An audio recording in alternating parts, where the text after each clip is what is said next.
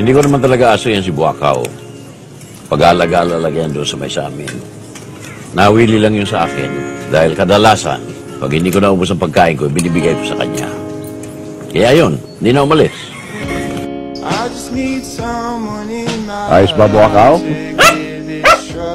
Approve, ha? Tinudugo ka. Buakaw!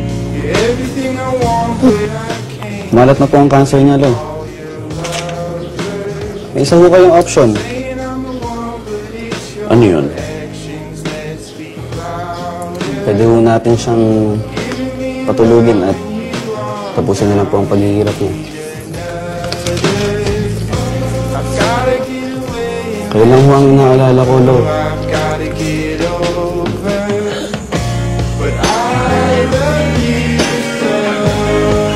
Father, posible kayang galit sa akin ang Diyos at pinahihirapan niya ang aso ko para parusahan ako? Sabihin mo makikiusap ako. Kung ganyan kunin si Buakaw,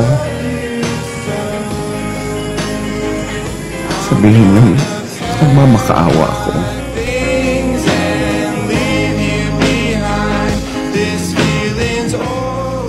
Alam mo, Buakaw, may sekreto akong sasabihin sa iyo. Hindi si Saldi ang best friend ko.